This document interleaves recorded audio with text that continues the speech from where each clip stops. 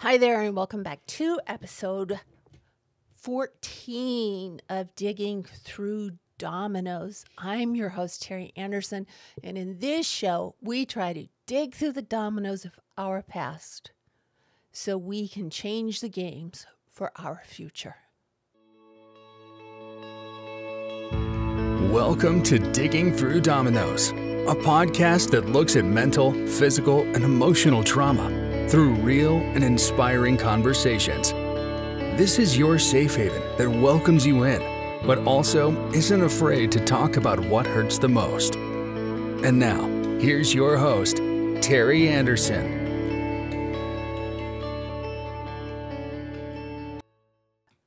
I have been reading a lot of Bessel Kolk and had a really great concept of an episode to bring to you.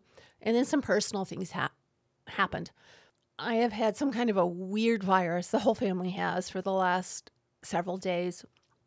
During those 2 days down, I had been watching a lot of videos of interviews with Bessel Kolk and Dr. Romani,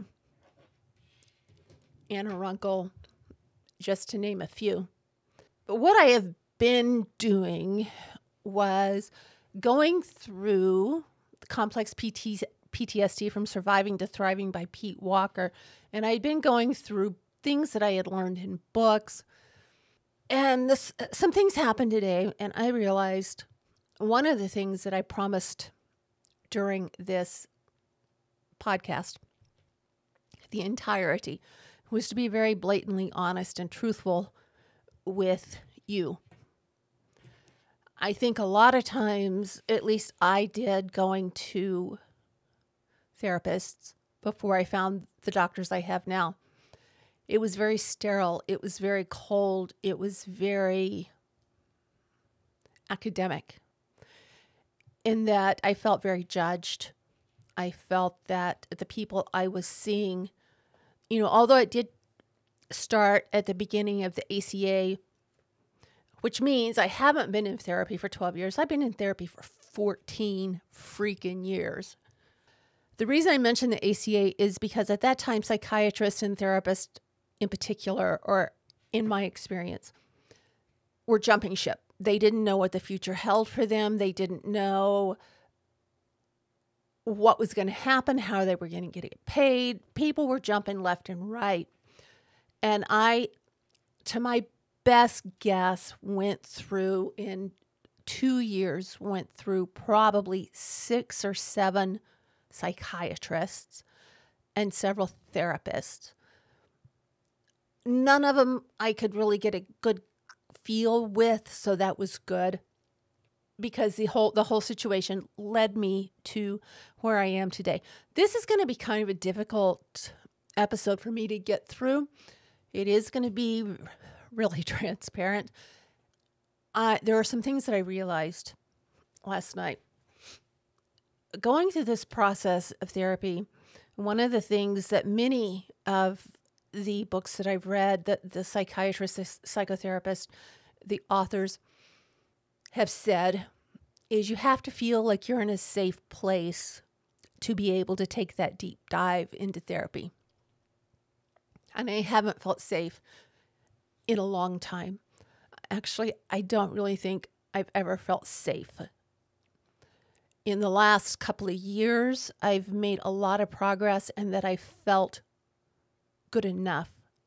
I felt safe enough to look into my past and see things that I didn't want to see, more than surface level things. There are still boxes to unopen. There are still boxes to unpack. It's, do you open them? Do you unpack them? One thing I want to say is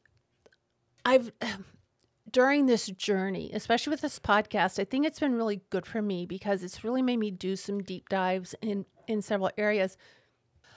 I have realized in a lot of ways that I mimicked my parents, even though I tried to do a 180 from my parents. I ended up traumatizing my kids in ways very similar to the ways I was traumatized, but by different means, if that makes sense. And I'll explain some of that. I got married, I think I told you all the first time, when I was probably 18 years old, because I couldn't go back to my parents. My parents made it blatantly clear that that was not going to happen. Ended up with a daughter. Ended up married again to my son's birth father. And that didn't work real well. Both he and I were from traumatized families. But I didn't know I was from a traumatized family. What do they say? Traumatizing, trauma-inducing, I don't know, family. My parents, as well as his parents, had traumas of their own. So neither of us, I think, I don't know if he had ever been to therapy. I had never been to therapy. I knew I wanted to go to therapy, but I didn't know why I wanted to go to therapy. Probably because my life, I felt, sucked. He and I got married, and that didn't go well. It's not that either of us were bad people. It was the wrong time at the wrong place. And we both had our own things to deal with. And I think we both dealt with them inappropriately in some ways, inappropriately some in other ways. One of the things that I remembered when I was thinking about that last night, I was going through listening to Bessel van Kolk about the traumatization of children, especially the primary caregiver. Well, I was the primary caregiver for my son and daughter, my daughter and son, I guess I should say, in birth order. And I don't think they really understand, and I don't think I really understood the damage that I did with things that I thought I was making the best choice. And in one instance, I was pushed into a choice I did not want to make by my mother. We've already been through the loss of my first son that was extremely, to this day, extremely traumatizing for me. There was a situation and some things happened that should not have happened. And at that point, speaking with my mother, we decided that it would be best for my daughter to move up with my mom. You know, my ex-husband and I were starting to argue. Things were getting ugly. It was just a lot of bitterness, a lot of ugliness that I didn't really want her seeing. And she was not biologically his, so I had that right to be able to send my daughter to my mother. That was the wrong move. I had been her primary caregiver, and when I sent her to my mother, I thought I was doing the best thing for her, when in fact, it was the worst thing for her.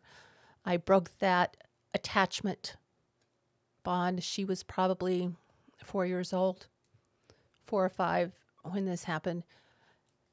And I can see how that affected her for the rest of her life. She is still alive. I haven't spoken with her since probably 2013, 2014, something like that. And I think a lot of it is,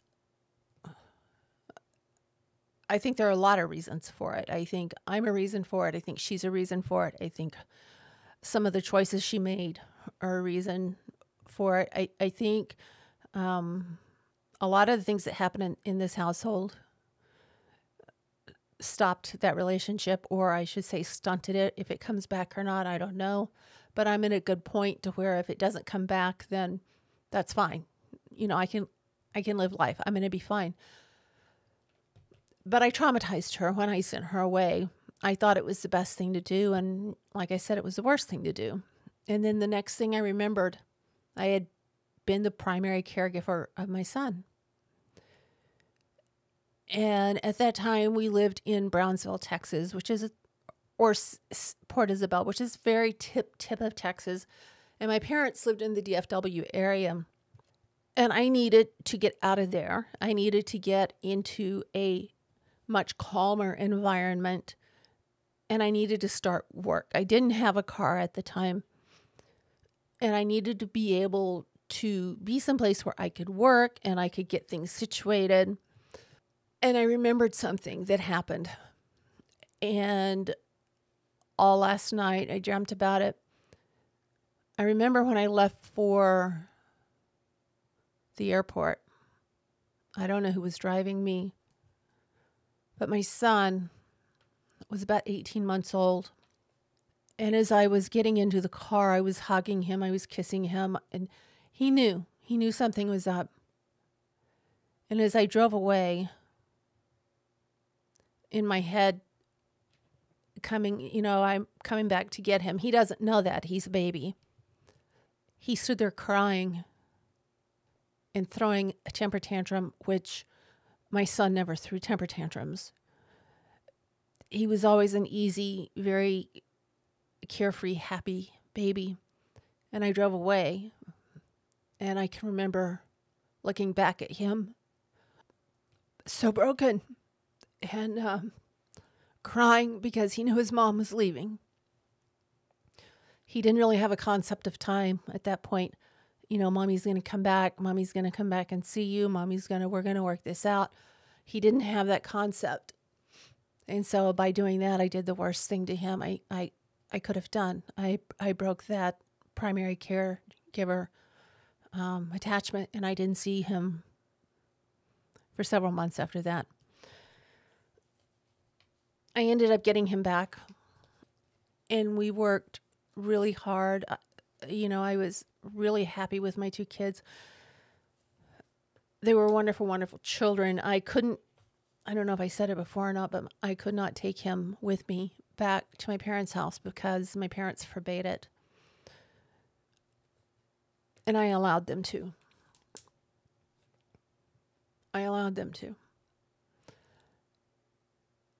I don't know if I can forgive myself for that, because I think that was a pivotal point in my son's life that determined a lot of his life choices.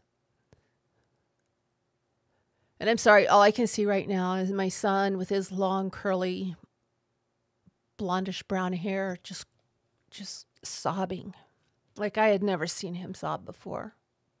So I have to take responsibility for those early building blocks that, even though I didn't realize what I had done and I thought I was doing the best, I have to take responsibility and ownership that I did the worst thing that I could have done. I find it interesting that the thing with my son, I completely blocked out until yesterday watching videos.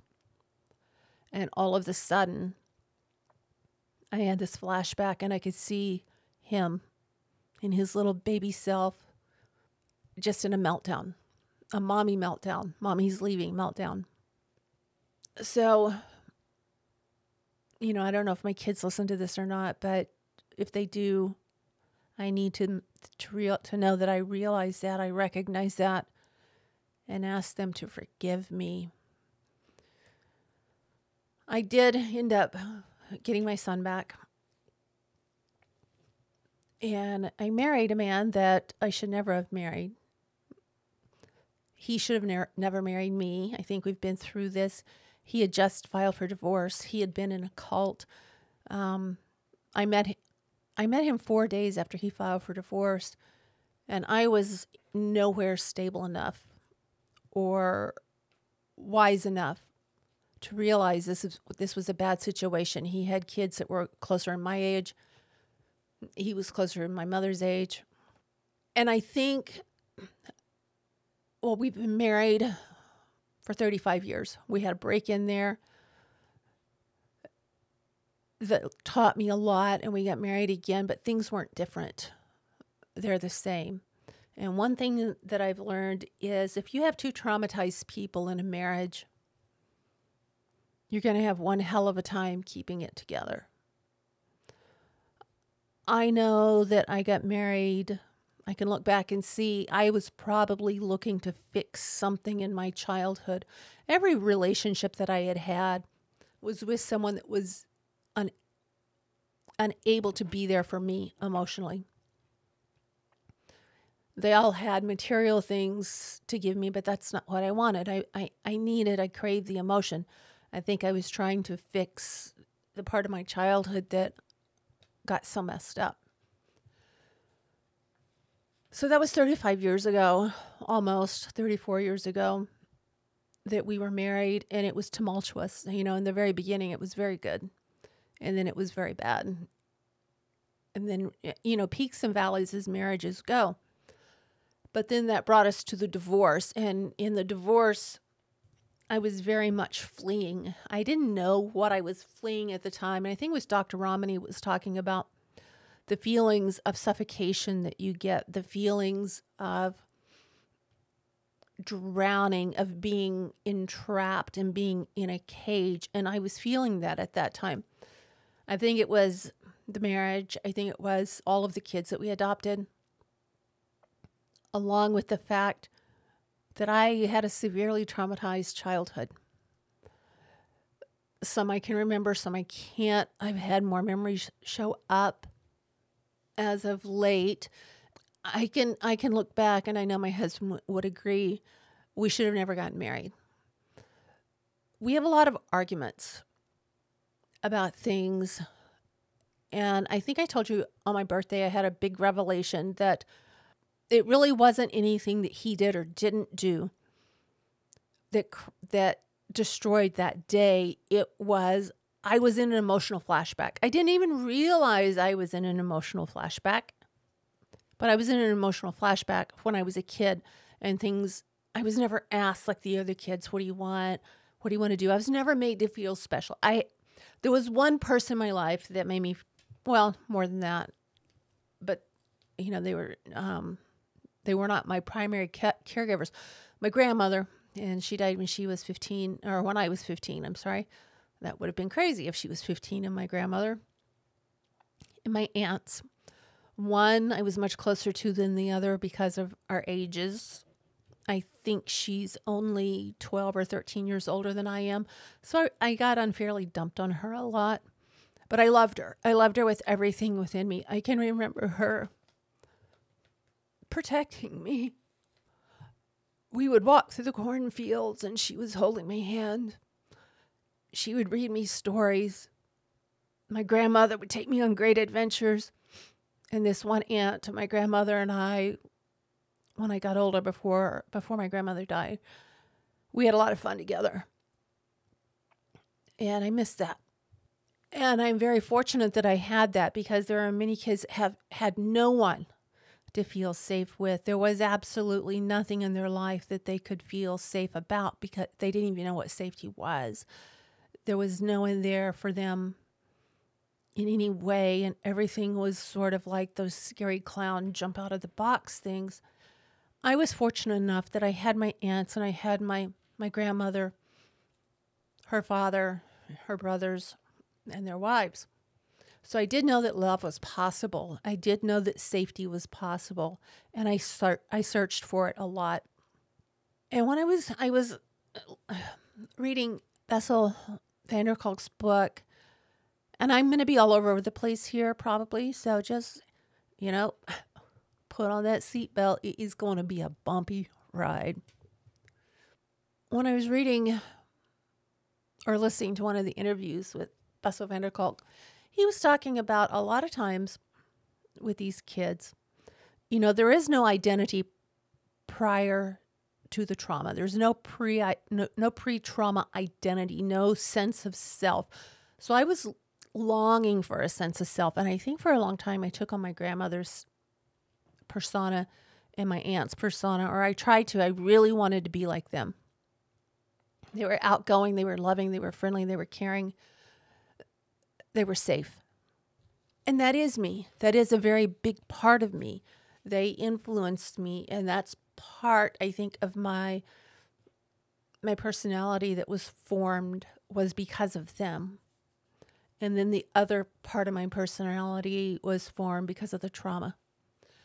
One of the things that Dr. Ramani said in a video was, it's very different saying, my mother did the best she could with what she had. That's very different from saying, my mother was traumatized. She had problems. I was brought up in a traumatic household, but I love her. My father was traumatized. He was an alcoholic. He abandoned me, but I love him. That made a lot of sense to me because I've had a really hard time going to therapy, and kind of putting the two together because I love my parents so much, and how could I even dare tarnish their memories? Well, I'm not really tarnishing their memories. They had traumas of their own, but I love them. You know, I was abandoned by both my parents. My mother was very emotionally unavailable, and I think that's sort of the type of person that I sought out, were emotionally unavailable people. And then my dad was gone all the time. And so I can see that with my relationships, and I can see it with this marriage I'm in right now, is my husband is very emotionally unavailable for me, and he has been emotionally unavailable for me since we've been married. And on the other hand, I've been in this state not realizing that's what it was, and I'm demanding his attention and getting really mega pissed off when it was going to other places. But it was a replaying of my childhood all over again. Today I realize that's not going to change. I think I've known for a while that that's not going to change. You know, is he going to get therapy? No, probably not. Can I make him get therapy? No, that's not the right thing to do. I do think some of the things, we had sort of a texting conversation after this argument we had. One of the things that he's done continually since we've been married is threaten to leave me. And that was really big with me because that hit on my abandonment triggers. And one of the things that I've done was demand his attention. And when I knew I wasn't going to get his attention, addictions set in. I never had a drug addiction. I never had an alcohol addiction. People have been told that I was a drinker, and that was very wrong. It's actually comical. I told my husband about that a bit ago, and he said, "What are you talking about? You can drink a quarter of a drink and you're gone." It's like, I know, I've stayed away from that stuff because I saw what it did to my parents. So no, I'm not a drinker. I never had a drug problem. I did have addictions with shopping. Not just shopping, but shopping for very fine lingerie, luxury things. And I think right now all I can say is I thought it was going to bring me a sense of self. It was filling a void that really wasn't filled because it was an endless void. It was a bottomless pit. You know, one thing I remembered going through this, you know, thinking about the shopping that I did, I can remember my grandmother telling me, you know, I never really saw her without makeup unless she was getting her makeup on. I never saw her without polish, and she was always dressed to the nines. She drove luxurious cars. She was very, I don't know the word. She was an enigma, very charismatic. And one thing she told me was, like I said, we don't do this for other people. We do these things to make us feel better. And I think that might be part of why I went on my shopping sort of addiction there with the shoes and the purses and the, you know, expensive handmade lingerie and stuff. I was trying desperately to make myself feel better in a situation I didn't understand, and in a situation that I was only being made to feel worse and worse and worse. So I think, you know, I think that was really part of it. And then when you get to trauma, one thing that people don't realize is that trauma isn't just a memory. Trauma is an actual wound in your brain, and it rewires the way your brain works. And I think a lot of times, like Bessel Kolk said, is we keep trying to fix that. We keep trying to change the outcome, but we don't realize that there's a wound there that needs to be addressed. And so we keep coming up with the same situations, looking for that magical person that will make everything make sense. And what we don't realize is that magical person that's going to make everything make sense is within us. One thing I found really interesting in his videos was he was talking about in order to do therapy, you have to be mindful.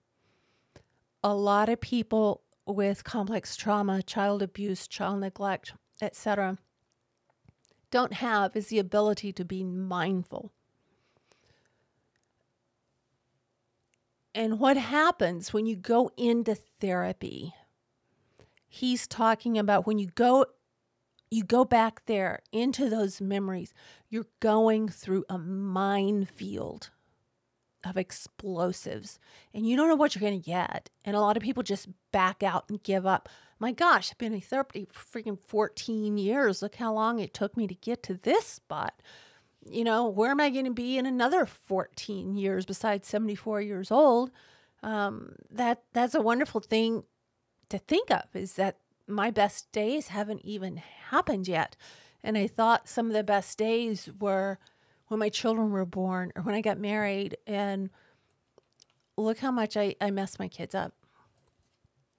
It wasn't for lack of trying. It was for lack of knowledge of my own trauma and my own situation.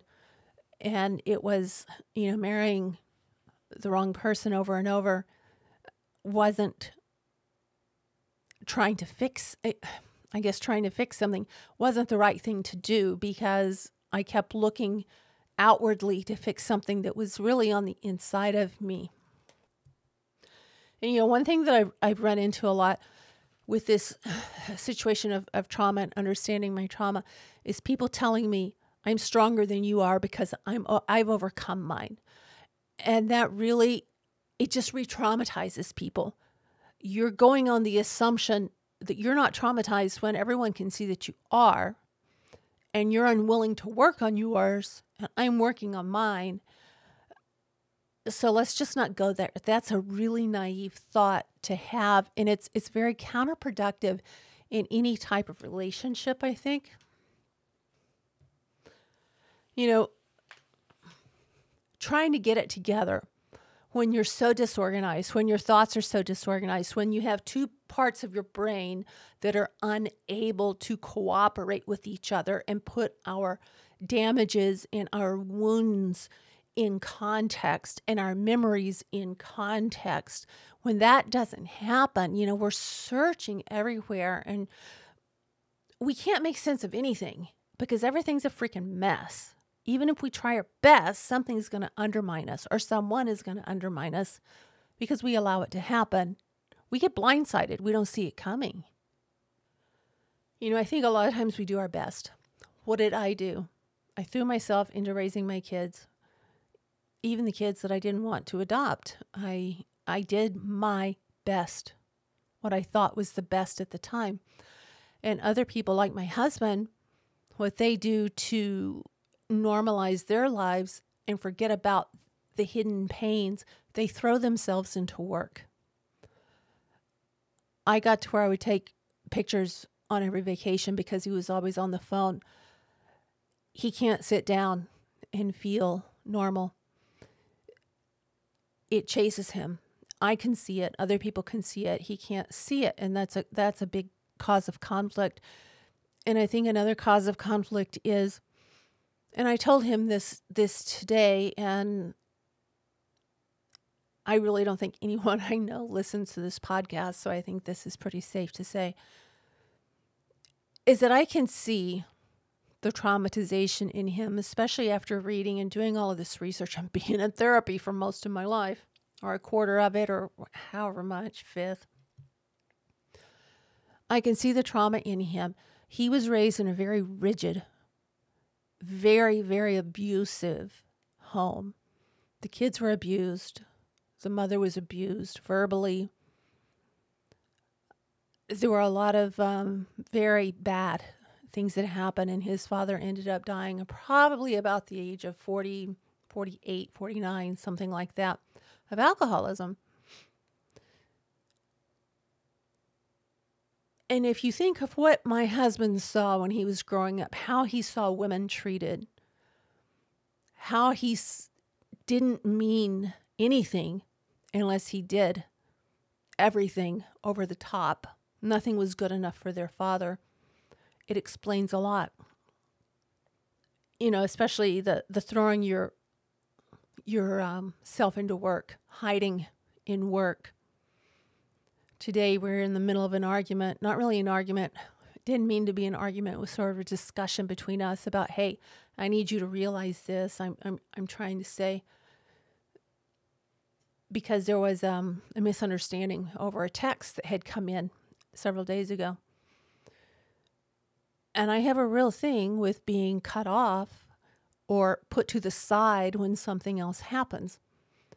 And a phone call came in from a builder, from a client that could have waited. And when I heard who it was from, I knew it was business. And he looked me dead in the eye, and I looked at him and I said, that phone call can wait. And he picked up the phone call and he took the call, which right there told me immediately where I was on his list, which is exactly where I've known I've been on his list for 35 years. But I think a lot of it has to do with his trauma and my trauma. And here I'm healing and he's not able to, because I don't know if his trauma is too deep. I don't know what's happening, but I do know if something doesn't happen, I let him know, yeah, we're going to be living together.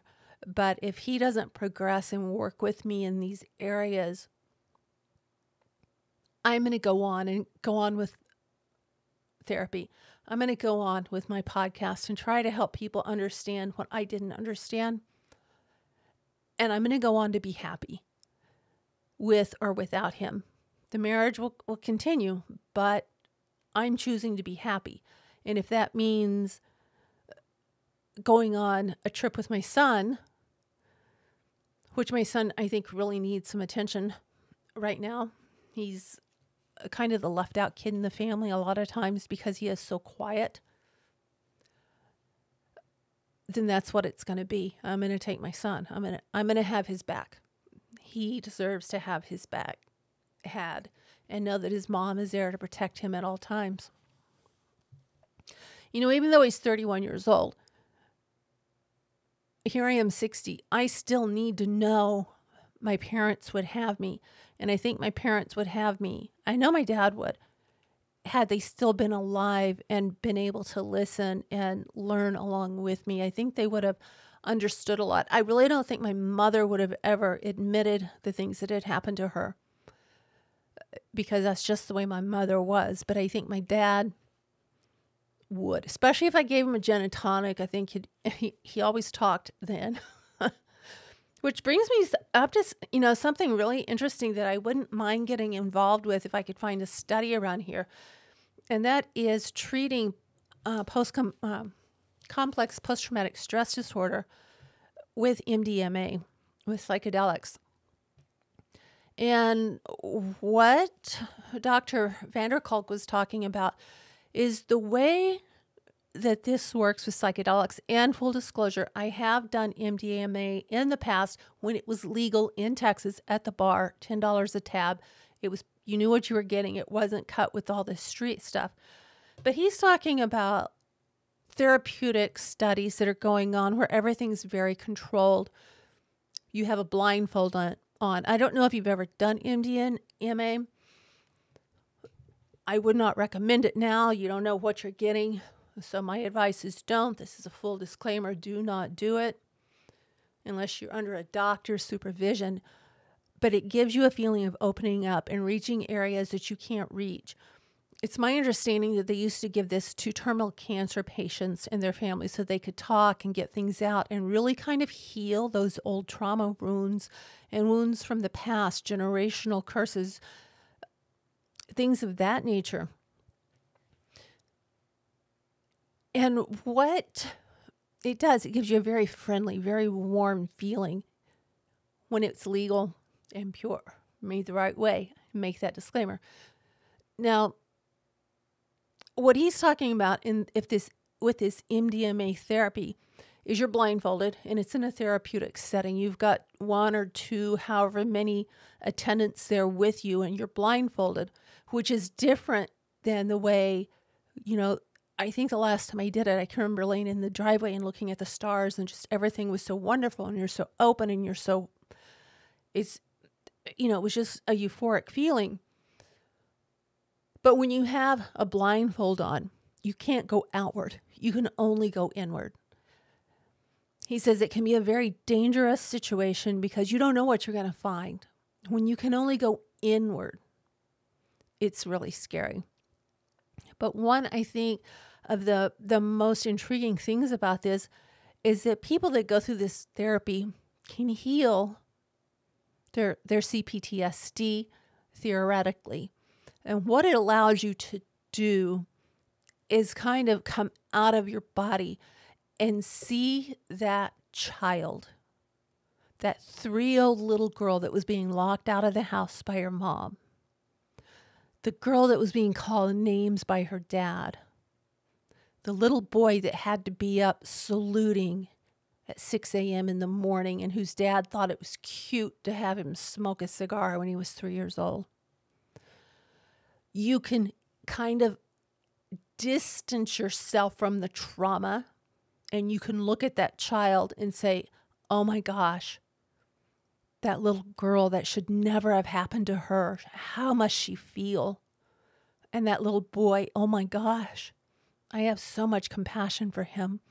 So you see them sort of as, it's my understanding, I could be wrong, kind of as an out-of-body experience. You disassociate, which basically is what MDMA does. You disassociate. And I'm really good at disassociating. Believe me, I've done my fair share of disassociation in this process, this journey. But you disassociate from that pain, and you can see it as it was, as a little child that's being subjected to things that they shouldn't be subjected to. Then you can start to work on it. When you can separate the part of that hurt that's imprinted on us, that trauma that gets imprinted on our soul and on our brain, and you can see it objectively as that child is being hurt, healing can take place. And one thing I found interesting, I was put on a medication called propranolol for my heart several years ago. And in speaking with my psychiatrist, a lot of people with complex post-traumatic stress disorder take propranolol. One of the things that it appears to do is it separates the trauma from the event. It helps take away the traumatic feelings, those feelings of urgency, those feelings of helplessness and being afraid and being abandoned and neglected. It helps you separate those from the actual event. And when I start thinking about it, it was when I started to take the propranolol that I started making these breakthroughs. I didn't make a lot. I made some, enough to keep going and understand, hey, girl, you got this. You can do it. And go forward. And that was a huge, huge thing. Is it for everyone? I don't know. I had to get off of it. I had horrible side effects on this medication. But I would totally be down for a MDMA study to see if that could help me. I don't like living this way. I don't like living. I mean, when I had that memory and saw my son crying when he was a baby, I was devastated, absolutely devastated to know that I thought to do the best with my kids, and I ended up traumatizing them. I feel like the worst human ever. I have to go back and have self-compassion and realize at that point in time, with what I knew, I did the best that I could do. And it was never to harm my kids. It was to try and help them, although it was not the right way to go about that. One of the things that Dr. Kolk says is, if the people that are supposed to be there for you are sources of danger, things become complicated because love and danger get all mixed up with each other. And boy, don't we know that. You know, all of this episode pretty much reminds me of a saying that I read that, if I can paraphrase this correctly, there are some people who can hear you speak 1,000 words but still not understand you. And then there are those that can understand you without speaking a word. And I think that was a big trap for me. That led me into a relationship with someone very, very dangerous for me. I say dangerous, but at the same time, it was very healing, because in that relationship, I was able to get a lot of things that my mother should have given me that I did not get. And I'm not the only one that noticed that. I was speaking with a member of my family, I don't know, maybe 6 months, a year ago. And they said, your relationship with this person was very good for you. And I spoke with another friend that sort of knew more that was going on and said that relationship was very toxic for you. And it was both of those things. It was very, very healing, and it was very, very toxic. And then I found it really interesting and validating that my family member said, your husband has done more harm to you than he has good. And that's kind of paraphrased. And I was really taken aback at first, because I'm thinking, how did they see this? Because we haven't really been around them much. And I guess it was through, I don't know, things that they saw when we were all together, things that other people saw after our divorce, that they would come up to me and ask me, is this happening? Is this happening? Is this happening? And I would be really confused. And how did you know? Why are you asking me this? And their answer was always the same. It was because I was in the very same situation. So I really don't know where I stand right now as far as this relationship. I know that we're in it for the long haul. Are we going to live two separate lives, or are we going to live one together? At this point, I think two separate lives is the most realistic. It's the safest for me. But that all really depends on him and his choices. I was able to get him to download a book that I hope that he'll listen to and be able to recognize some things, because I don't hate the man at all. And he's a good man. He's a very good man. I just know he's got a lot of pains and a lot of traumas that I can't let hurt me anymore. And I don't want mine to hurt him. So it could be kind of, this may be a learning curve for a lot of people in this family. Kids have seen one of the things I saw in him was overindulging the children. And I said something to him today about, you weren't overindulging our kids, you were overindulging the little boy that was so severely hurt. And I feel almost like I was treated the way he saw his mother treated. Not as severely in any way, but I still feel that way. And so our relationship at this point is not a safe relationship. We're friends. Oh my gosh, I have a lot of fun with him. We have a lot of fun. But there's a long way to go. And the reason I'm telling you this is so that you're not alone. A lot of people are going to say things like, why are you throwing your dirty laundry out? Blah, blah, blah, blah. It's not. If you have a problem with it, feel free to click off and go somewhere else. But there are people out there that are hurting. And maybe if some of you were brave enough, and I'm not speaking to all of you guys, just a few of you, brave enough to tell your stories and your injuries and how you've been hurt, maybe this could be a more loving, warm, understanding planet that we live on. I don't know what the answer is. I just know that I am one messed up girl looking for a way. I'm slowly realizing, as I said, how I've traumatized my kids. So unintentionally, but that doesn't take the pain away from them or me. Realizing the way I actively sought out relationships, or I could try to maybe fix the relationship I had with my parents, and it didn't work, obviously. And then when we remarried, I really thought things had changed. And I don't know if I thought things had changed or if it was just safe for me.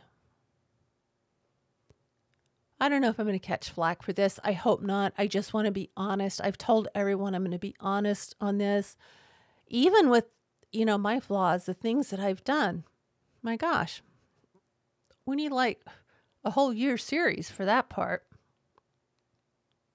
I think one of the biggest things that I would like for you to remember to take away from this is that trauma is a brain injury. The trauma part happened way back when. It's still back there. But the imprint it left on our soul travels through life with us. I also wanted to say, Dr. Kolk was speaking about his advocacy for theater, for art programs, for dancing, for things of that nature, for people with complex post-traumatic stress disorder. And a lot of people that I know that have CPTSD, they gravitate, one, towards motorcycles. I'll explain that in a second. And they are very artistic. I think in a way, he's onto something with that because we can get in touch with our inner selves. We can draw our pain. We can write. Ironically enough, some of, I think, my best writings were done at the darkest times of my life. And they are very dark. They're very introspective, I guess, in how I was feeling at the time. But they're also, I think, some of my best pieces of writing. I was going to say literature. I can't say literature. Of writing. I think they really are beautiful in a very dark way. The same with my photography, and I've really noticed my photography change over the years from portraits to portraits of family and friends and happiness to portraits of trying to capture the human soul to urban art and the feeling or feelings that have led up to some of these urban photographs where things have been destroyed and damaged and people's hurt has been spewed forth. And as for motorcycles, well, let's get back to the arts. Singing. My son was very mentally ill, and he was very troubled. He was very hurt. And he got his thoughts across through writing songs and music, and they were beautiful. And he really had a way of, a lot of my songwriting friends do have that ability to tap into those feelings and put them so beautifully together that if you're hurt and you felt that, you're listening to the lyrics. If you haven't felt it, you're listening to the melody. You're listening to the music. Now, with motorcycles, when I started riding motorcycles, I didn't really know why. I know I wanted to do it. I think it was something I thought I could conquer and be proud of myself. It was an achievement. Here I'm riding this, almost 900-pound motorcycle. I'm controlling it. And it was sort of a badge of honor that I got to that point. But a lot of the people I've met along the way have CPTSD. And I think one of the things that motorcycles do for us that are wounded in this way, for me, it's the white noise. I don't like listening to music on my motorcycle. I like to think or not think. It helps me either process emotions or hear white noise and look at the sights and look at the beauty and see everything that's out there. But most of all, it's a feeling of control. Like I said, I'm controlling this motorcycle. It's not controlling me. I'm controlling it. When so much of my life has been out of control, there is this big Harley Davidson that I'm controlling. With that, guys, I want to ask any of you that would like to come on as a guest, please email me at diggingthroughdominoes@gmail.com. That's DIGGINTHROUGHDOMINOES@gmail.com. I'll put that in the show notes below. I am very interested in having people either anonymously or not anonymously share their stories. I feel that for me, it's one of the best therapies is to be able to share my story. It helps get it out. It helps get it off of my chest. And the best thing is it helps people know they're not alone in this game of life. July 17th through 21st, I'm going to be out of town. So I'm going to try and have an additional one made that can post on that time. My son and I are going to be taking a tour of the Northwest and doing a lot of photographing. And I'm hoping to have maybe a vlog, just a regular vlog up on my channel and just have fun with my son and have a great time. Until then, guys, please, in the comments, feel free to email me, talk to each other, form your own community. Let me know. Would you like a Facebook group where you guys can talk and everything? Some of you guys out there, get in touch with me because I know we've already spoken about this, about coming on as a guest. I really want to do that. So let me know dates that are good for you, times, and all of that. And until then, I hope I didn't ramble too much. I hope some of this made sense to you. I hope I didn't offend anyone. It was certainly not my intention. My sole intentions were to be open and honest, admit my faults, and let you know where I am in this process. Yeah. Good thoughts and prayers to be good for me right now. I'm pretty devastated about the realization of what I've done to some of my kids. And I think knowing that,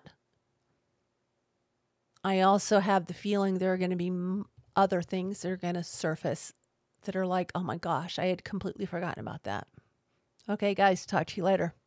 Peace. Thank you for listening to Digging Through Dominoes. Make sure you subscribe so you don't miss any future episodes. In the meantime, connect with Teri on Facebook and Instagram at Digging Through Dominoes, on Twitter at Digging Dominoes, and online at diggingthroughdominoes.com. Until next time, thank you for listening.